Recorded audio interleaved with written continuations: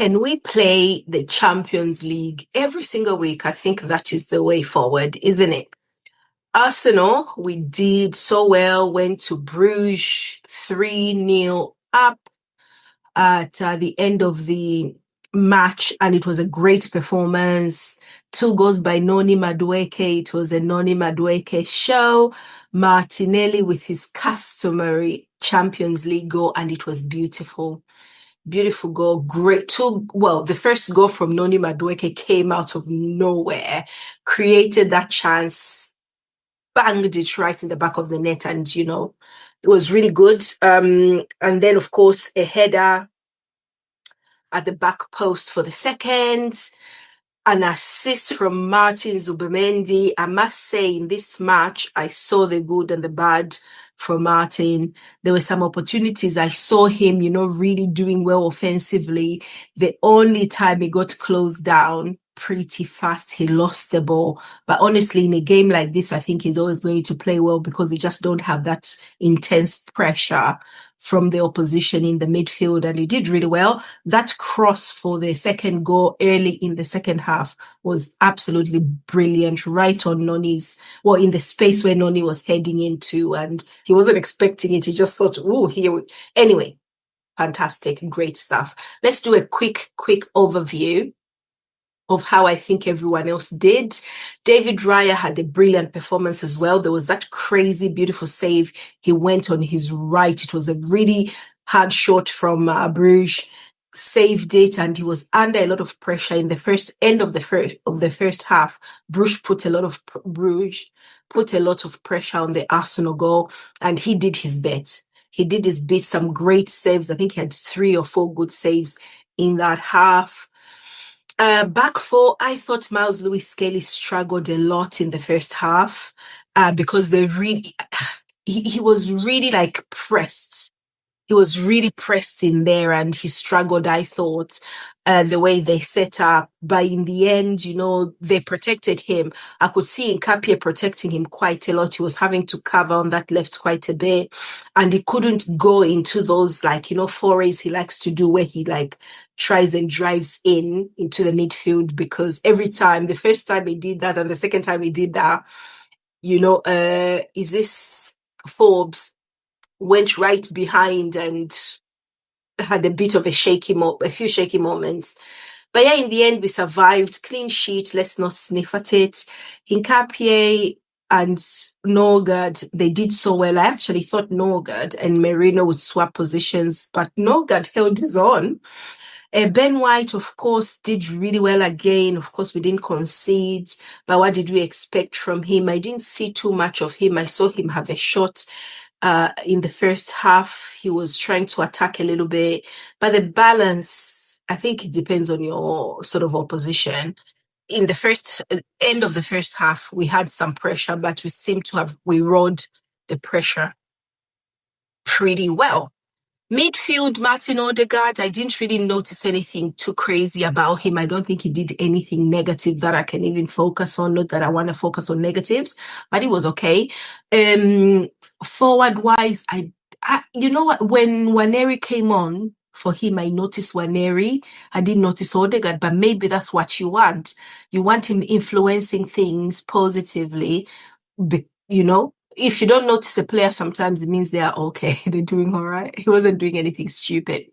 Mikel Merino, I don't remember him doing much. I can't lie. I don't even remember seeing. I saw him get clattered once. That's it. But yeah, it wasn't bad. Gyökeres, I think he had a good performance. Non-scoring play. I know he's not scoring enough goals for sure at the moment, but he was holding the ball up really well, very strong on the side when he was on the sideline there, holding the ball, getting players in place, creating spaces in the middle. He did pretty well and was substituted. Jesus came on, who had a fantastic performance, had a lot of shots and was trying a bit too hard, Jesus, but his creativity really helped in the end. But yeah, great stuff. Gabriel Martinelli, he had a few moments, those moments, Martinelli, when he starts where he's not making the correct decisions at the right time. And then he comes up with that beauty of a goal right when we needed it to finish off this game. It was a beautiful from the left, I think it was on his right, and then it went right in the top corner. Beautiful curl on it. He had to like cut in from the right, cut in, and then release a beautiful shot. He tried that same move in the first half and it failed miserably. So it was nice to see him get his goal. And yeah, he worked very hard. He looked exhausted by the end of the match. So yeah, did really well. Noni Madueke, man of the match, 100%. This guy, man, I literally need to shout out when I get something right. This is exactly what I was saying early in the season, in my first videos when I started this channel, about what Noni Madueke would bring to this team. That is exactly what I was talking about. He won't have that much success in every game, but imagine being able to sit Saka out. We couldn't do this last season. Saka out to do this. We couldn't. Saka came on and ran about for 10 minutes just for a bit of a run out because we could do that. If it was last season and we hadn't bought Noni, he would have played this game. What a waste of resources. So he is a great resource. You can put him in, change play with Saka. Saka plays differently to this guy in that position, and they're learning how to use each other. It's a huge shame that he got injured when he did and missed out all those games, because this guy is absolutely the key to our creativity issues on that wing when we are basically in a bind. And in Europe, I think it really suits him. You know, in the Premier League, the intensity. So not every big game will he have that impact. But in certain games in the Champions League, definitely a huge asset. Notable substitutions, we had Calafiori on for Hincapié. Isn't he smooth? Calafiori, he looks beautiful. He moves even better, honestly. He is a 10 out of 10 player, isn't he? Looks and ability. Bukayo Saka came on for Noni. And he looked all right. Nothing, didn't do much, but he had an opportunity. Him and Nwaneri linked up pretty decently. Nwaneri came on for Odegaard, and I could tell immediately the change. He is growing as well. Hopefully he gets an opportunity to get in there and play in that position where Odegaard plays and has a huge impact. Hopefully we see that sooner rather than later. I said before, Gyökeres was taken off and Jesus came on. Honestly, I didn't even count Jesus this season early because he was out injured for almost a year. He's come in and he looked really sharp. I don't think he definitely won't start against Wolves at the weekend, but he can come on as a sub, do at half an hour until Christmas. Get him ready for that Christmas Boxing Day fixture list, which is insane, really ridiculously insane. But it's great to see him looking really good. He still needs to get sharper, but he'll get there. I believe so.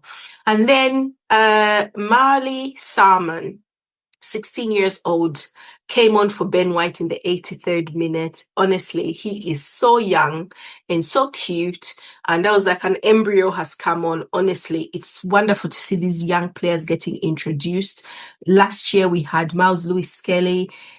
This year, and Nwaneri, I think the season before. And this year, we've got this Salmon. I think we've also got, what's his name, who's injured, Max Dowman. So yeah, the next 5-6 years are going to be absolutely incredible. We've got Juri and Timber, who was out injured. We had Declan Rice, who was out because he was unwell, apparently. I thought he was just having a break. You'd think I would know by now that, Arteta doesn't do breaks. But he needed that. He needs at least 2 weeks out to chill, to bond with his family so that he can come back refreshed. He has looked rugged. Mosquera got injured, is out for weeks. Kai Havertz apparently should be back soon. Fingers crossed, end of December. William Saliba should be back soon. Apparently, he's making stride to come back. Gabriel Magalhaes, end of December, but apparently he is fighting to return on time. So that was the Arsenal game versus Brugge. We won 3-0. So congratulations to the team, and I'm super, super excited. Let us go through today's, which is Wednesday's matches to see if there was any games that we can focus on. This one I wanted to talk about. Real Madrid played Manchester City. I was watching this on a phone. My eyesight is terrible, but yeah, I watched this on the phone, and Real Madrid scored Rodrigo. Now, Rodrigo is probably one of my favorite Real Madrid players. For me, when he's fit, he has to be on that team sheet first. Real Madrid were missing Mbappe. He wasn't much fit. He couldn't come on. It would have really helped if he had played just to give these guys a tough time. But I feel so sorry for Xavi Alonso. The way he is being treated at Real Madrid, you wouldn't wish it on your worst enemy. It's a horrendous club to go and manage. No, even like Zidane, who won them like 3 back-to-back Champions League. You've hardly find any Real Madrid supporters who actually appreciate it, So they're a very hard club to please. And yeah, hopefully, if he survives it and gets his players behaving and playing for him, because they are not, I reckon they're trying to get him sacked. It's a very toxic environment, I think, this club. But let me not be too critical. As well, there's a reason why they are winners. They do not accept anything other than 100%. But they lost to Manchester City, 2-1. Rodrigo scored, and then Haaland scored, I think, was it a penalty? Nico O'Reilly scored. This little boy, young guy, scored for them. Haaland, was it a penalty for Haaland? I think it was, because I might have missed that. I was on a phone call, an emergency phone call. Let's see the summary. Yeah, it was a penalty from Erling Haaland, but always on the score sheet, 2-1. So that was a good win for them away from home. Juventus beat Paphos. Borussia Dortmund drew with Bodo Glimt. Did I say draw? No, I said Borussia would win. Blinking heck.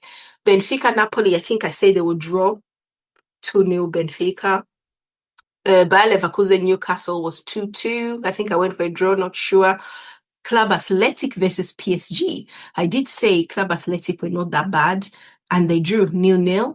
They're really having a terrible run of this. This defense of the Champions League is going to be like the Liverpool's defense of the Premier League. Really shocking stuff, honestly. Behave. Villarreal lost to Copenhagen. Now, Copenhagen, I think, beat Liverpool as well, didn't they? So it looks like they're a dangerous team. I'll keep an eye out for them in case we have to meet them down the line. Ajax beat Qarabag 4-2 away from home. They went to Qarabag and they hammered them. And let's do a quick preview of yesterday, Tuesday night's games in the Champions League. I'll start from the top on here. Kairat Almaty lost to Olympiacos 1-0. Bayern Munich beat Sporting 3-1, and Bayern Munich conceded first before Sporting Lisbon, before over basically steamrolling them. So Bayern Munich are quite vulnerable. They are not as strong as they appear. They probably motivation and initiative missing, because they do this quite a lot where they have to come from behind to win, which must be really anxiety inducing for their fans. Monaco beat Galatasaray 1-0. Atalanta beat Chelsea 2-1. Now, since Chelsea beat Arsenal 1-1, they have really imploded. You see, they expended all their energy on one game, which they didn't even win. I know they behaved like they won, but you have to give them credit. I know exactly why they behaved like that, because we used to do that as well as Arsenal when we knew we were nobodies and not competitive. We'd go to the big teams, expend all our energies, and then go and lose to all the crazy teams in the world. So Chelsea are behaving like that. But Atalanta, of course, is a big team. The last 3-4 seasons in the Champions League, I think 3 seasons, they have been there and thereabouts. So let's not sniff too much. Barcelona beat Frankfurt 2-1. Liverpool beat Inter Milan 1-0. They had, I think, had a penalty right near the end of the match. Let me have a quick look. I've got a feeling a penalty was involved here. They also had a game ruled out for handball. It was borderline for me. I think it should have been 8, but Dominic Soberslai, my favorite Liverpool player. I know I shouldn't have them, but honestly, I'm hoping if Liverpool implode and they get relegated because they're that bad, I would be going to get this guy. He is absolutely brilliant, isn't he? All the skills I love in a player. Atletico Madrid had a very interesting game, probably too interesting a game against PSV Eindhoven. They beat them 3-2. Tottenham Hotspur are doing really well in Europe and they beat Slavia Prague 3-0. And Marseille beat Union Saint-Gilloise 3-2. So those are the highlights and the lowlights of this Champions League week. Let us go and have a look at the table. That's why we are here, to see what's happening right at the top of the table. Right. Oh, yes, I forgot to say, but like in the Premier League, Arsenal are top of the table. We are leading this by 3 points after 6 games. Arsenal have got 18 points. Bayern Munich have got 15. And the reason is because we beat Bayern Munich. So, of course, but yeah, they're second and safe. They should be going through the next round pretty easily. PSG have got 13. Manchester City are also in this top 4 with 13, as well as Atalanta. They're all sharing those points. And we've got 4 teams with 12 points who is this? Inter, Real, Atletico, and Liverpool. So there's still going to be a lot of movement because there's so many teams in and around that position, because you have to remember, like, even Barcelona are 15th and they've got 10 points. A win gives them 13, meaning that they go into the top 4. So there's a lot going on. The only teams I think that seem to have pulled ahead of everybody safely is Arsenal and Bayern Munich, and we're still looking very good. So let me see. I think our next game in the Champions League is, we're going to play Inter Milan next. There isn't a date. It's going to be on there is a date. It's going to be on the 20th of January against Inter Milan, and we're going to Milan. Feel free to sponsor me a ticket so I can get out of this weather. Anyway, I'm joking. I'm joking. I hate traveling.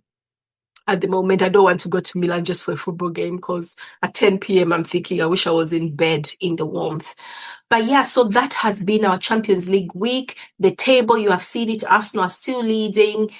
Hopefully by the time January 20th comes, we will have all our back 4 back up and running the way it should be, because honestly, we deserve to have a good run. We deserve to win it. We need to do one better than we did last season, where we go to the semi-final. So this is it. Let me know what you think, you guys. Also, please do not forget to like, to share, and to subscribe. Get everyone involved and join me over the weekend to talk about the Premier League matches, as well as the upcoming African Nations Cup, because I'll be all in that business. Right, you guys, thank you so much, and I'll be talking to you very soon. Bye-bye.